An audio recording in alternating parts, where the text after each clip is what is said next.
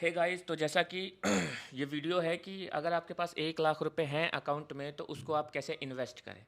तो सबसे पहले मैं आपको एक चीज़ दिखाना चाहता हूँ। यहाँ आप देख सकते हैं कि जो सेंसेक्स है, सेंसेक्स ने 1986 से 2013 तक जो टोटल एनुअल CAGR दिया है वो 13.68% दिया है। ठीक है, अब ये मैं बता रहा हूँ आपको स्टॉक मार्केट का, सेंसेक्स का 40 ईयर्स का रिटर्न लगभग।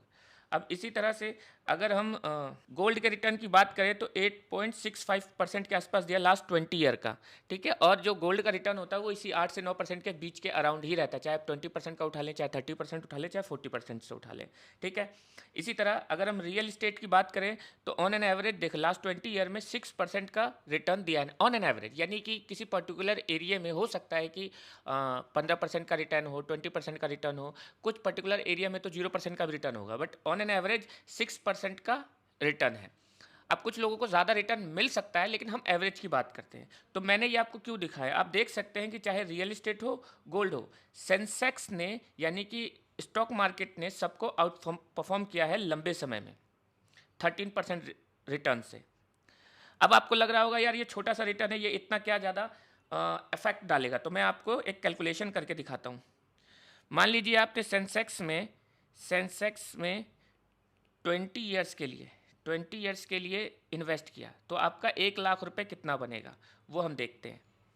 ये देखिए, ये मैंने ग्रो का खोला, ये कोई स्पॉन्सर्ड वीडियो नहीं है, जस्ट मैंने इनका कंपाउंडिंग कैलकुलेटर निकाला है। तो आप देख सकते हैं मैंने परसेंट 14% के आसपास था, 14% ले लिया। ठीक है, चलिए 13.9%। अगर आप 1 लाख इन्वेस्ट करते हैं 20 ईयर्स के लिए 13.9% पे, तो आपका जो अमाउंट निकल कर आ रहा है वो 13,50,437 रुपये, यानी लगभग 13.5 लाख रुपए के आसपास आ रहा है। 13,50,000। इसी तरह अगर रियल इस्टेट में इन्वेस्ट करते हैं तो कितना आ रहा है वो देखते हैं। रियल इस्टेट का जो आप 6% दिखा रहा था, मैं इसको ले लेता हूँ लगभग 8% के आसपास। तो 8% में कितना आ रहा है, 4,66,000, 4,66,000। और इसी तरह से अगर आप गोल्ड में इन्वेस्ट करते हैं और 9% का रेट लेते हैं,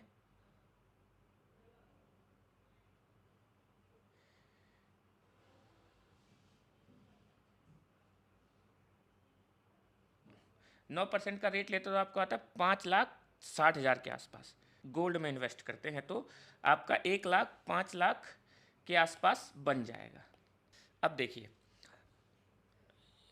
20 ईयर्स में आपका सेंसेक्स 13 लाख बना के दे रहा है आपके 1 लाख को, और रियल इस्टेट आपका 4,66,000, और जो आपका गोल्ड है वो आपको 5 लाख। तो इसीलिए ये मैंने आपको क्यों बताया, क्योंकि जो आपके अकाउंट में 1 लाख रुपए पड़ा है उसको इन्वेस्ट करना है तो सेंसेक्स या फिर स्टॉक मार्केट ही बेटर ऑप्शन क्यों है। उसके लिए मैंने आपको ये बताया कि कैसे स्टॉक मार्केट सबको आउट परफॉर्म करती है लंबे समय में। शॉर्ट फॉर्म में यानी 1 साल में, 2 साल में, 3 साल में हो सकता है गोल्ड आउट परफॉर्म कर जाए, हो सकता है real estate, but after a certain period of time यानी कि 5 या 10 साल के बाद 100% है कि सेंसेक्स सबको आउट परफॉर्म कर देगा या निफ्टी आउट परफॉर्म कर देगा।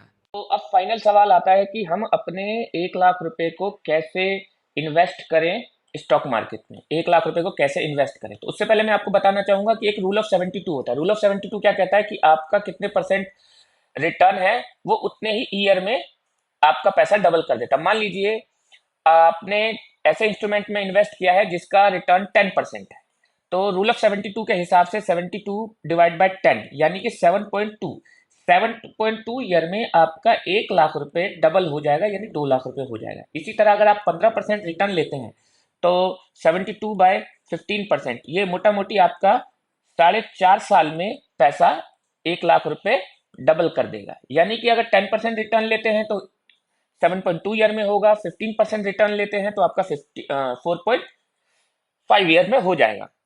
अब बात आती है कि ठीक है, हमें ये भी रूल 72 पता लग गया, अब करें तो करें कैसे। तो देखिए मैंने इसमें 3-4 पॉइंट्स लिखे हैं।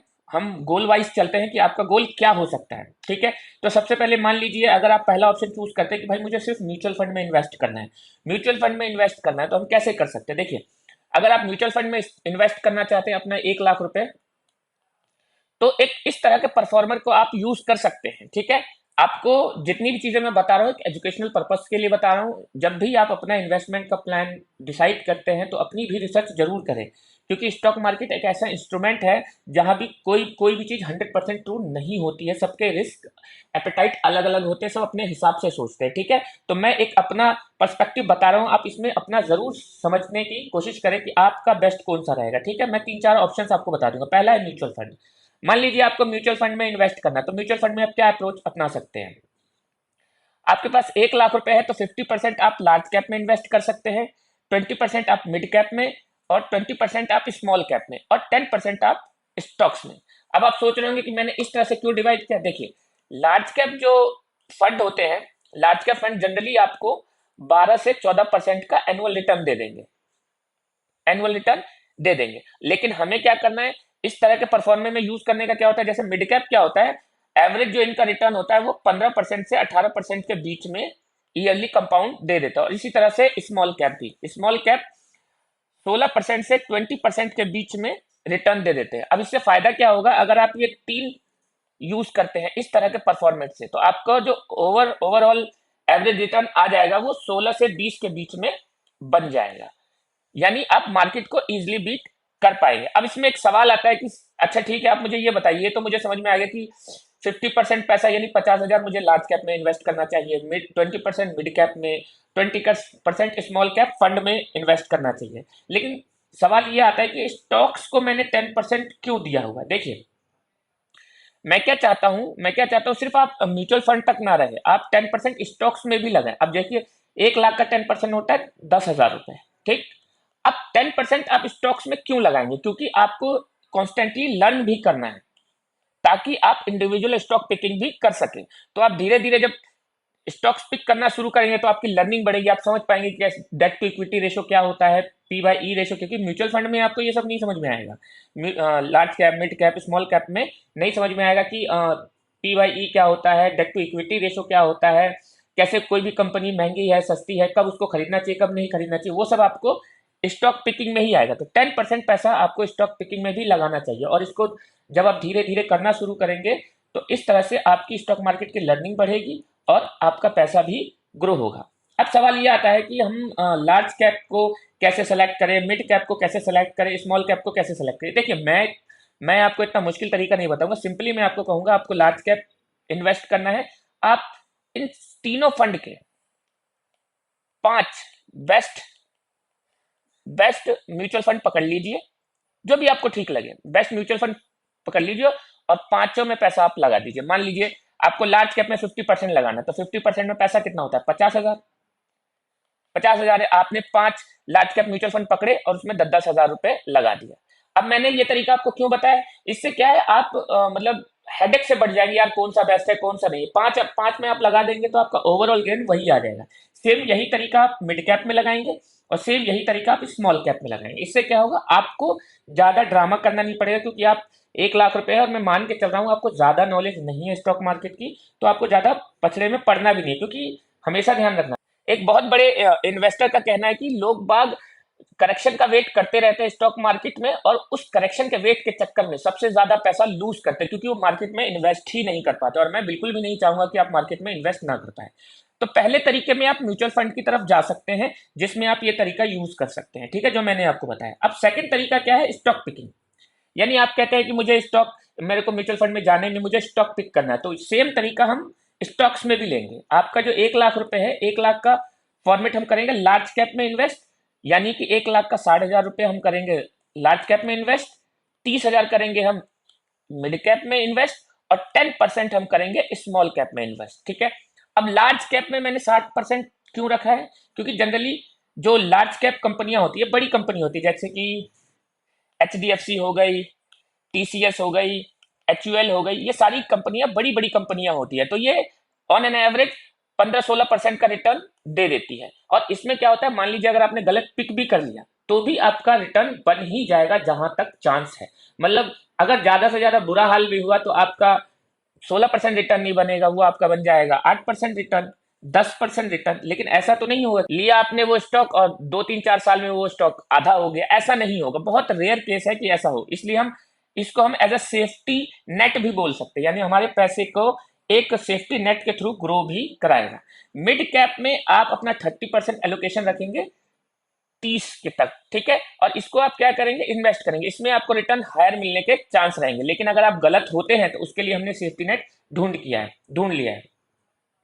अब मिड कैप, अब एक और चीज मैं आपको बताना चाहूंगा, यहां मैं आपको एक शॉर्ट फॉर्मेट में बता रहा हूं कि किस किस फॉर्मेट में आप पैसा इन्वेस्ट कर सकते हैं। लेकिन इंडिविजुअल स्टॉक जब आप पिकिंग करने जाते हैं तो आपको बहुत कुछ देखना पड़ता है, क्योंकि मान लीजिए, देखिए एचडीएफसी बैंक को आप देखिए, एचडीएफसी बैंक मान लीजिए लास्ट 3 ईयर्स में है, 3 ईयर्स में इसका प्राइस ग्रो नहीं कर रहा है, तो आपको बहुत कुछ देखना पड़ता है, स्टॉक का पीई देखना पड़ता है, आरओसीई देखना पड़ता है, बुक बाय वैल्यू देखना पड़ता है। इसी तरह मिड कैप में भी आप छोटी छोटी जो कंपनियां होंगी उनके भी ये सारी चीजें देख करके ही आप एक अपना एस्टिमेशन बनाएंगे कि हाँ मुझे इस कंपनी में लेना चाहिए, इस कंपनी में नहीं लेना चाहिए।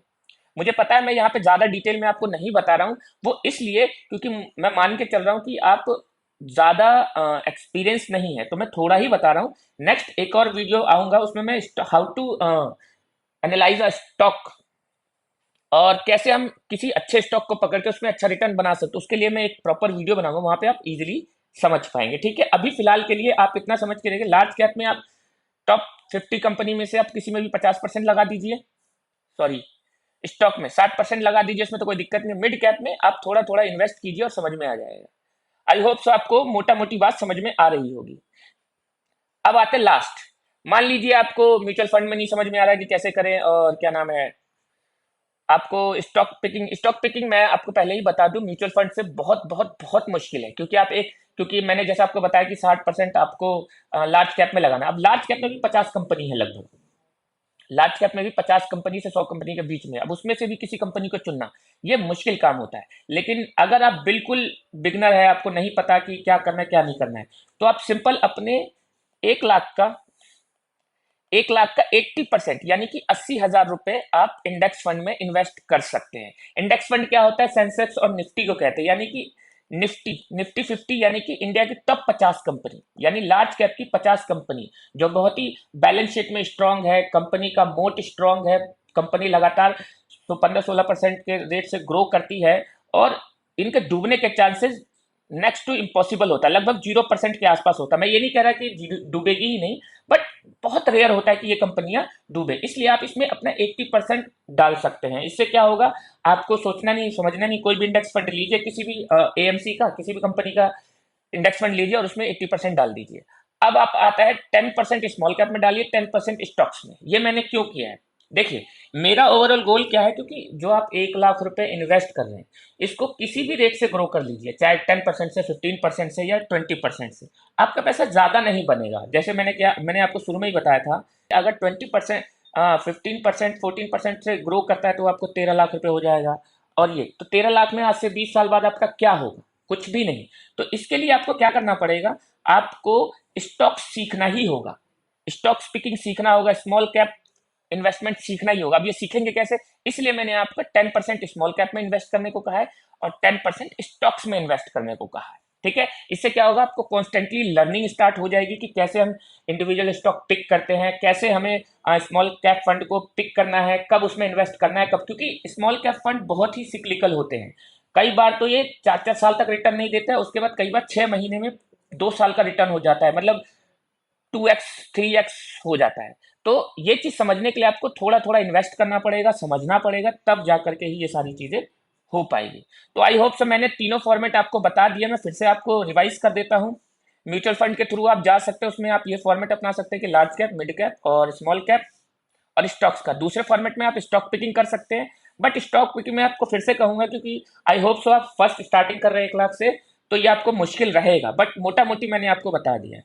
जो सबसे बेहतरीन आपके लिए रहेगा, वो जो रह सकता है, वो इंडेक्स फंड वाला है। 80% आप इंडेक्स फंड में इन्वेस्ट कर सकते हैं और बाकी 10% स्मॉल कैप में, 10% अपना स्टॉक्स में, ठीक है। जब इस तरह से आप करेंगे, आपकी कांस्टेंट लर्निंग होगी, तो धीरे धीरे अपना कैपिटल भी आपका बढ़ेगा और कैपिटल की फिर रिस्क भी नहीं रहेगा, क्यों, क्योंकि आप लर्निंग कर रहे हैं, ठीक है। तो आई होप सो आपको अपना 1 लाख रुपए कैसे इन्वेस्ट करना है समझ में आ गया होगा। मैं आपको यही बताना चाहूंगा, स्टॉक मार्केट में आप रिटर्न के पीछे भी भागें, लेकिन ज्यादा रिटर्न की एक्सपेक्टेशन ना करें, क्योंकि मोटा मोटी अगर आप लार्ज कैप से एक्सपेक्ट कर रहे हैं तो 12 से 15%, मिड कैप से 18 और स्मॉल कैप से 20 एक्सपेक्ट कर सकते हैं। लेकिन ज्यादा फोकस आपको अपने कैपिटल पे फोकस करना चाहिए, यानी आपका कैपिटल बड़ा होना चाहिए। आई होप सो ये वीडियो आपको समझ में आ गई होगी। आपको कोई भी क्वेरी हो इस वीडियो से रिलेटेड तो आप मुझे कमेंट कर सकते हैं, मैं आप हर कमेंट का अच्छे से रिप्लाई करूंगा और कुछ छूट गया होगा तो मैं आपको बताऊंगा। मिलता हूं मैं आपसे नेक्स्ट वीडियो में। थैंक्स।